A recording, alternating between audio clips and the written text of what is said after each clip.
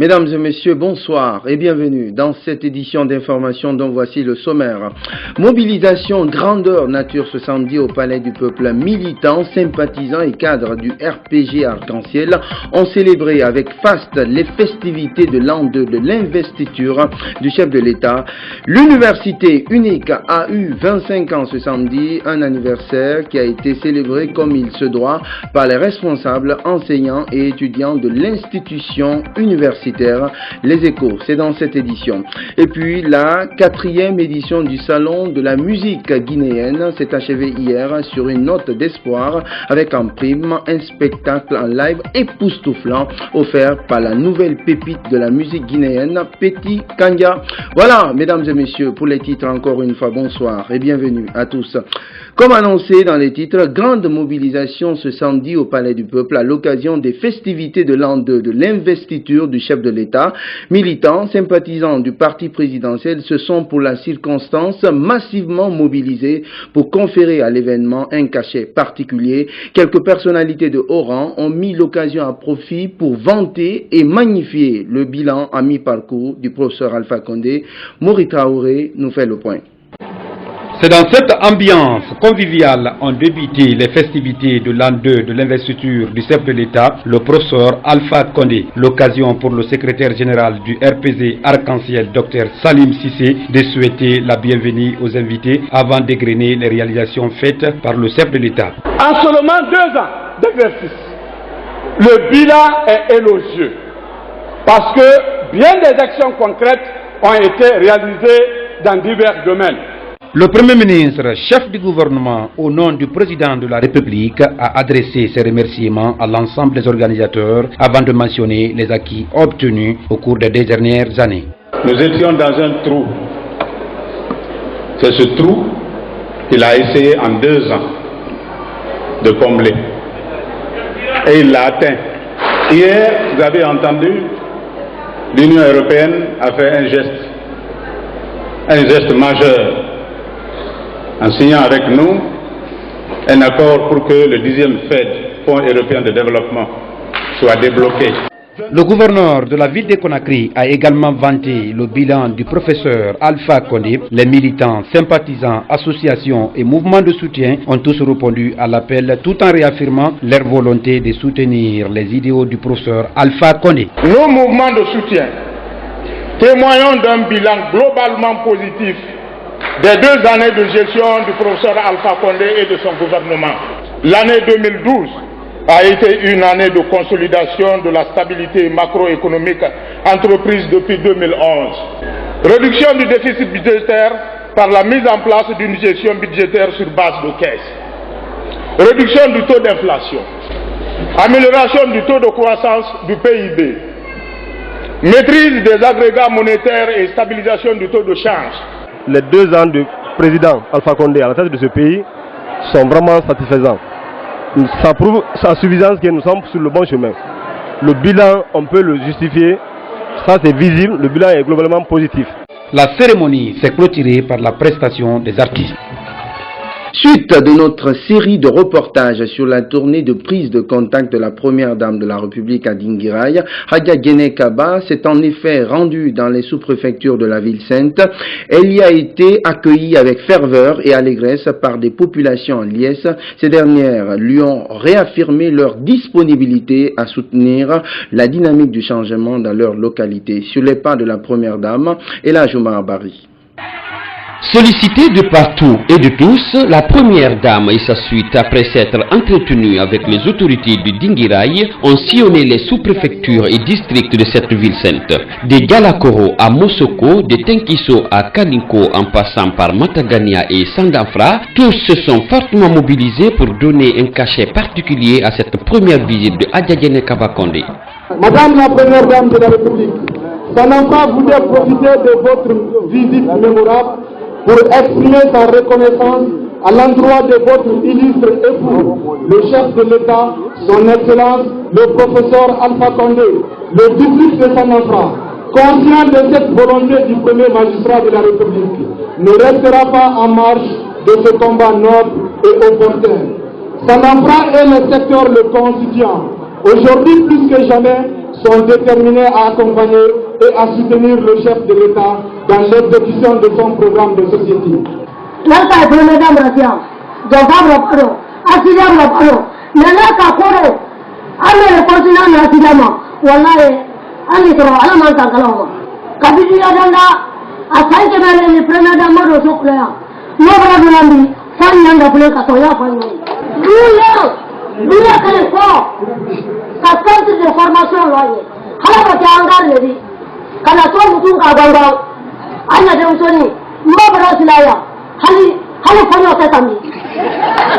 Une occasion mise à profit par le premier imam de la grande mosquée Faisal d'inviter les uns et les autres de s'unir autour d'un seul idéal pour aller de l'avant. Jamananin kono alama lagina kalu kala mo kelendi hali te mansa fe me kayla jamana fe ni la jamana fe ay mo menko adoni sina ko ikakan ka de men de jamana yo wanya fe ni mo ko mansa ke men sinin na jamana kuna nteso ay bara ke jamana nye wati te mansake yodi jamana yule wodi anka kanka ala tarale alama ambola noro momo ki kankari anna masake nyana ko te barala wallahi atemo balfe ban fana relation meni anni ala te anda ko ala ye aye sabari aye fangadi gouvernement je barala ginenye ni wayatu yadi mbadu wawulo ke ala mamina daluma haja ibarasie kabisoma iye mombili kono wombalo yale ka alla do ni wota albara ban selo. Apparemment, cette visite de l'épouse du chef de l'État a été un porte-espoir pour cette population qui a promis à Adjadjane Kaba Condé d'accompagner le professeur Alpha Condé dans toutes ses actions. La fondation de la première dame de la République a organisé ce samedi la deuxième édition de l'Arbre de Noël. C'était en faveur des enfants déshérités et vulnérables, des orphelinats et quartiers défavorisés de la capitale. La démarche vise à offrir des cadeaux symboliques aux tout-petits.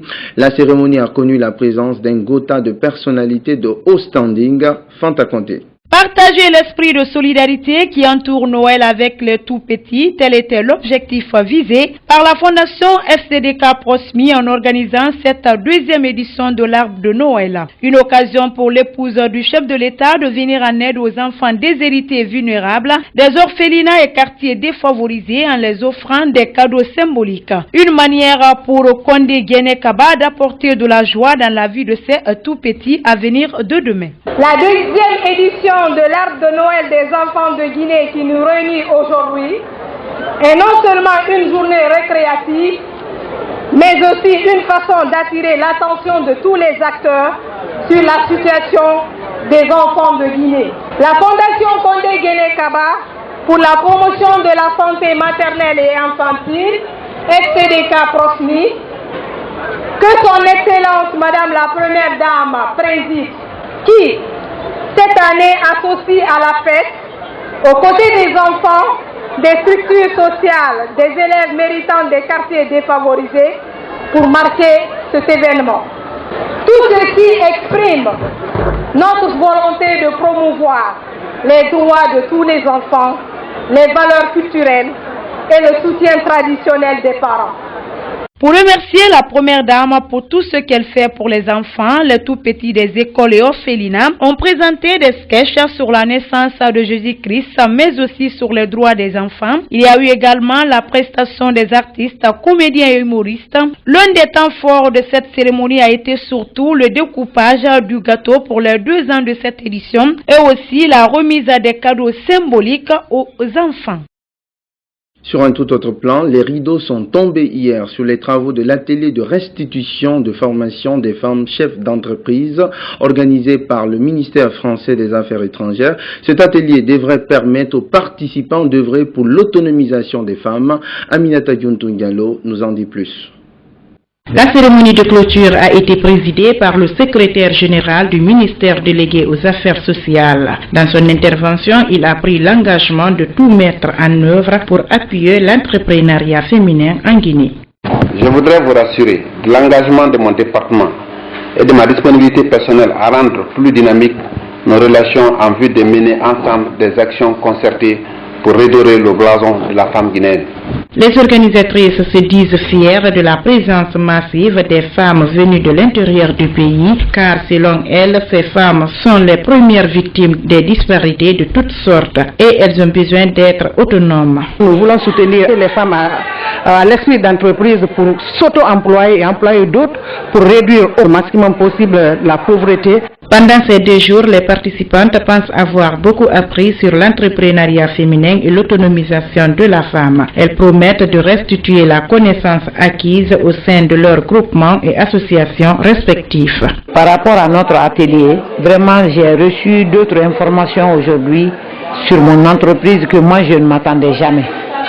Désormais, je sais comment gérer mon entreprise, comment évoluer, comment approcher les autres. La cérémonie a été sanctionnée par la remise des satisfecits aux participantes et une animation culturelle. D'une rencontre à une autre, les organisations de la société civile et les élus locaux ont achevé ce samedi l'examen du projet de révision du code minier. Après 2 jours de travaux, des recommandations ont été formulées pour permettre au département des mines de proposer un code reflétant l'aspiration du peuple de Guinée. Agiratoba, compte rendu.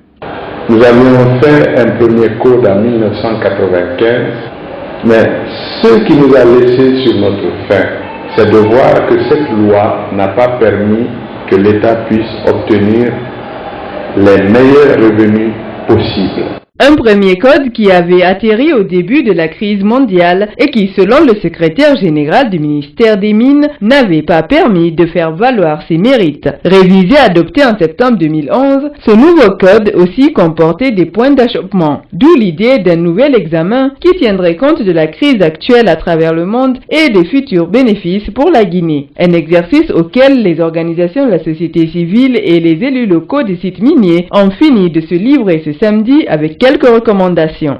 Nous demandons la fixation dans le code des taux des impôts, taxes et redevances, le versement direct aux collectivités de ce qui leur est dû, l'implication des OFC et des élus locaux dans les textes d'application. Le département des mines a aussi été invité à fournir plus d'efforts afin que la Guinée soit admise à la prochaine session de l'initiative de transparence des industries extractives. Car selon les organisateurs, c'est seulement à travers l'ITIE que les citoyens peuvent accéder directement aux revenus et aux paiements effectués par les sociétés minières. Des citoyens incontournables dans le processus de développement. Les communautés, ils jouent un très grand rôle. Parce que tous les jours, ces personnes voient des trains chargés de minerais partir, de l'or sortir de leur territoire, mais qu'est-ce qu'ils ont en retour? 2 écoles indispensables est suffisant. Nous sommes allés dans le débat, dans la loi minière, jusqu'à dire qu'il faut faire un contrat entre la société minière et la communauté. Ce travail, une fois parachevé par le ministère des Mines, sera soumis à l'approbation du CNT pour une nouvelle loi sur les mines. Autre facette de l'actualité, le Premier ministre Mohamed Saïd Fofana a effectué ce samedi une visite de terrain à l'École nationale de police de Kabelin. Il était question pour le chef du gouvernement de voir l'état d'avancement des travaux. Aboubakar Arafan Kamara pour plus de détails. C'est une école composée de 4 bâtiments de 15 classes et 3 immeubles pour les dortoirs. Le Premier ministre, dès son arrivée, a commencé par une traditionnelle salutation des agents de la police nationale, avant d'affirmer que la réforme de la sécurité est l'une des priorités majeures du professeur Alpha Condé, président de la République. Mohamed Saïd Fofana, très conscient des difficultés auxquelles les agents de la police sont confrontés, promet que le gouvernement mènera tous les moyens pour résoudre leurs problèmes. Parlons précisément du secteur de la sécurité. Comme vous le savez, le président de la République, le professeur Alpha Condé, en a fait une des priorités de l'action gouvernementale. Je voudrais profiter de cette occasion pour féliciter Monsieur le ministre pour le leadership qu'il a pris pour réorganiser et nous permettre d'avoir des services de sécurité performants. Nous savons les problèmes qu'il y a au niveau des services de police. Nous savons les difficultés qu'il y a au plan humain, financier et matériel. Il nous a suffisamment informés. Mais soyez rassurés que le gouvernement se tient à vos côtés pour résoudre tous ces problèmes pour que vos capacités opérationnelles soient renforcées.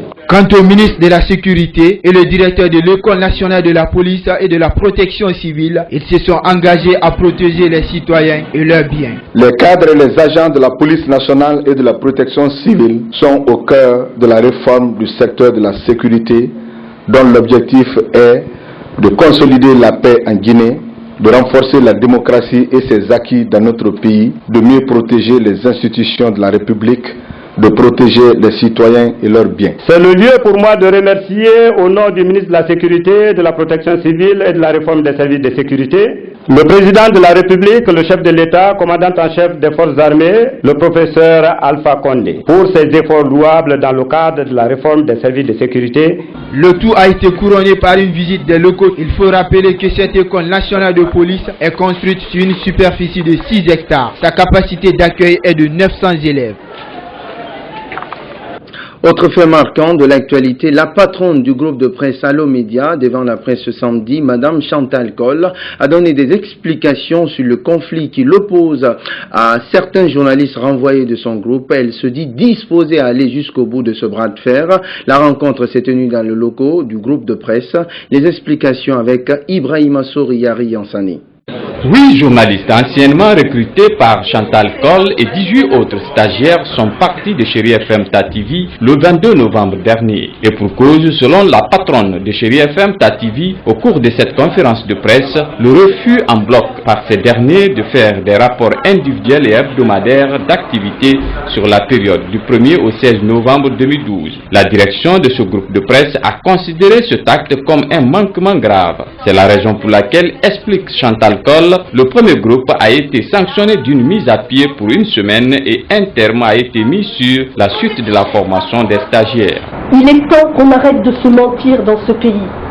Et il est temps qu'on arrête de se manipuler les uns les autres. La vérité est simple dans ce dossier. Des cadres de direction ont pris leurs responsabilités. On vous demande un rapport, vous refusez de le faire. Très bien, l'inspection du travail peut nous donner les leçons qu'elle veut. Dans ses interventions, elle s'est longuement exprimée sur le cas d'un certain Mansaré syndicaliste qui aurait pris la défense des journalistes alors qu'il n'en sait pas trop. Traité également d'ethnocentriste par David Yombuno, selon elle, voilà ce qui semble l'affecter de plus. Alors c'est pas parce qu'il est syndicaliste qu'il transformera les textes et qu'il dira à un employé qui est un subalterne qu'il a le droit de ne pas rendre un rapport et que l'employeur doit se déculotter. Là où je suis très choquée, c'est quand on dit de moi que je suis ethnocentrique.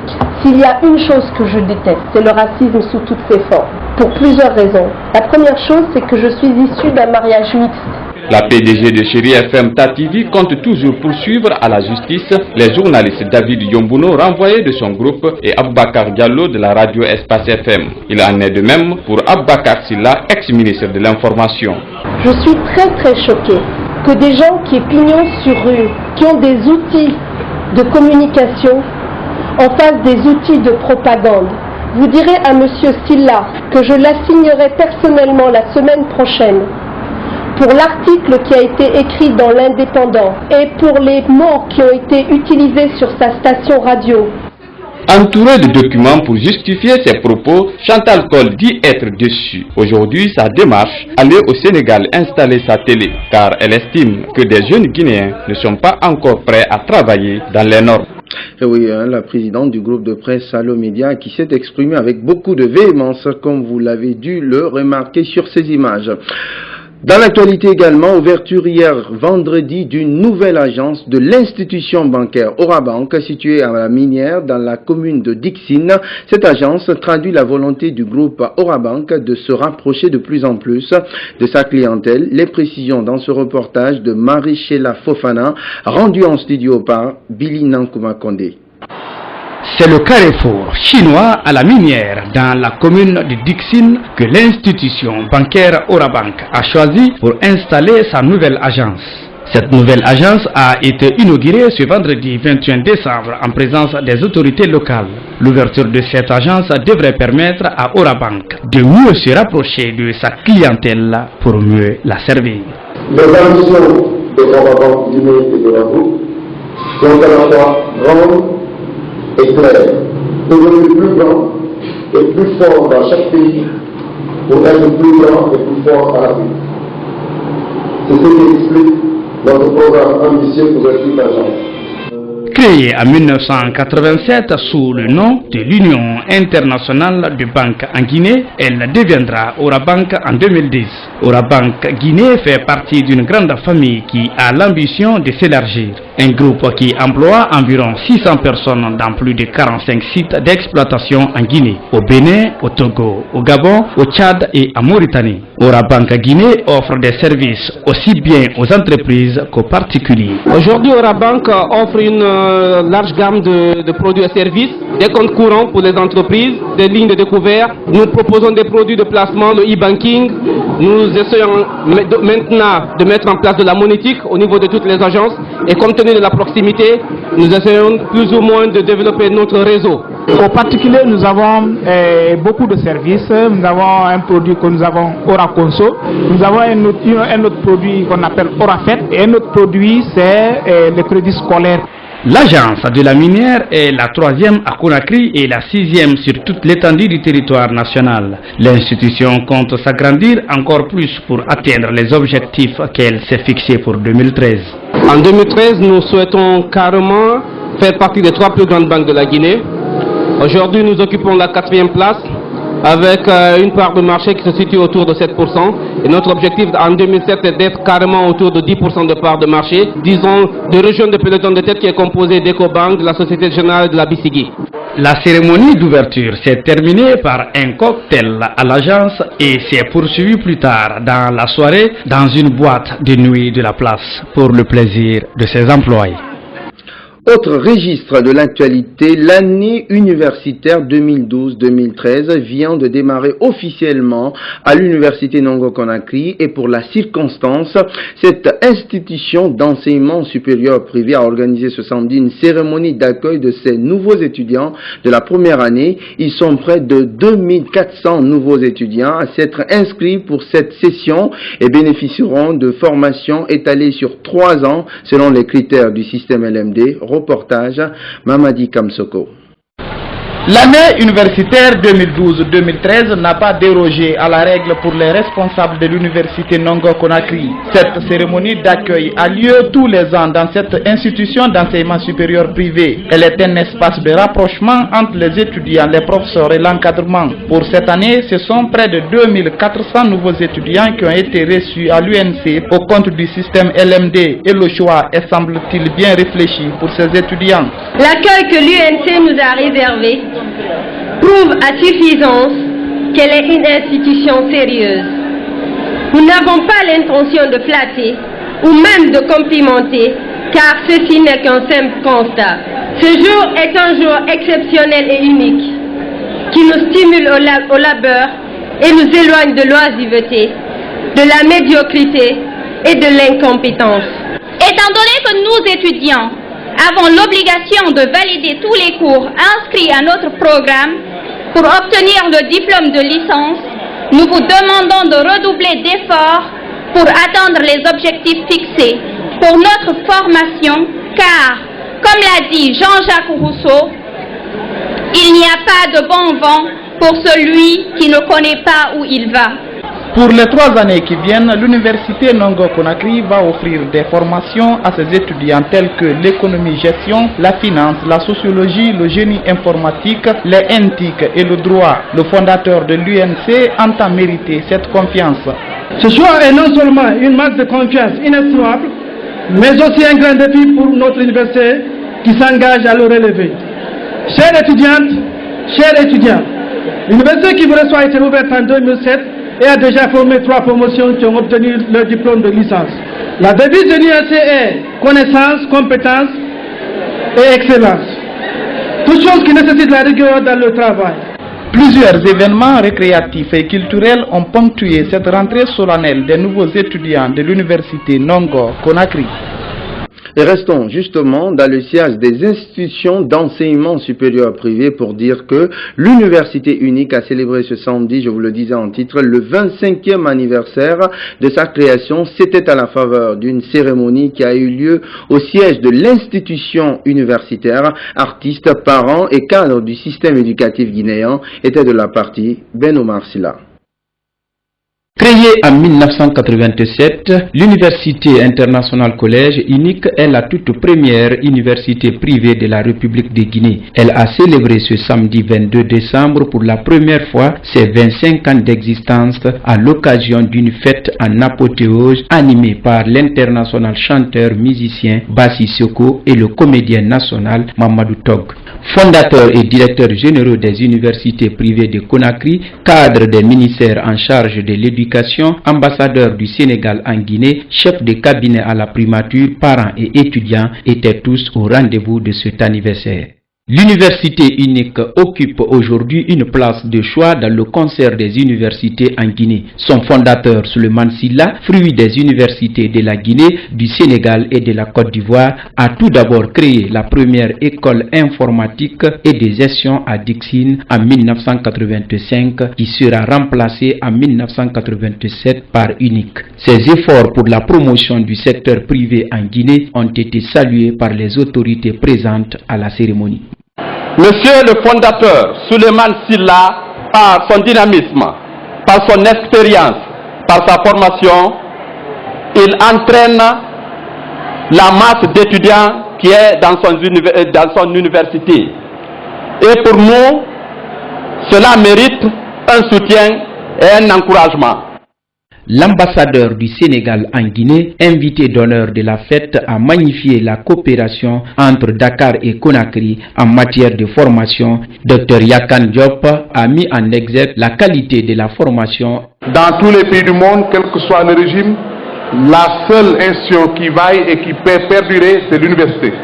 Un universitaire doit être empreint d'esprit de liberté, mais d'honnêteté. Il doit faire preuve de professionnalisme.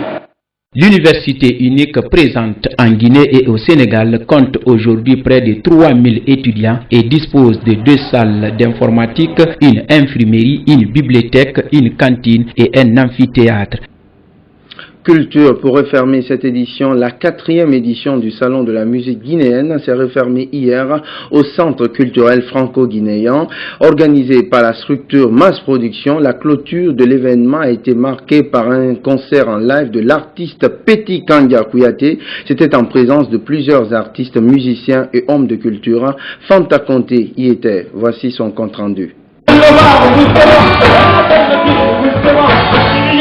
Vous l'avez compris, ce 4e salon de la musique guinéenne a été clôturé par ce concert en live de l'artiste Sori Kandia Kouyaté, connu sous le nom de Petit Kandia, lauréat du prix meilleur artiste de l'année 2012 lors de la dernière édition de Guimbé d'Or. Petit Kandia a tenu en haleine pendant près de 2 heures non-stop de nombreux invités à ce salon. Toutes les personnes qui ont assisté à ce concert ont apprécié sa prestation. Mais je crois que c'est un exemple qu'il faut suivre. Un événement qu'il faut répéter, un événement dont il faut s'inspirer pour donner de l'élan à la création musicale guinéenne. Je crois que c'est un salon extrêmement réussi avec Petit Kandia qui nous a vraiment présenté un spectacle extraordinaire. Ils ont chanté avec moi, ils ont vraiment joué avec moi comme je voulais, quoi, vraiment. J'ai aimé, voilà. L'objectif de ce salon est de valoriser la musique guinéenne afin qu'elle puisse rayonner au-delà de nos frontières. Une initiative qui a été hautement saluée par les artistes, musiciens et hommes de culture qui ont répondu nombreux à l'appel. Je suis très ravi de ce qu'il est en train de faire pour la culture guinéenne. Je pense que c'est quelque chose qui mérite d'être salué et encouragé. Félicitations à Bema. Également à Mass Production. Outre cette prestation de Petit Kandia, ce 4e salon a été aussi marqué par des formations, expositions d'œuvres musicales et du défilé du mode.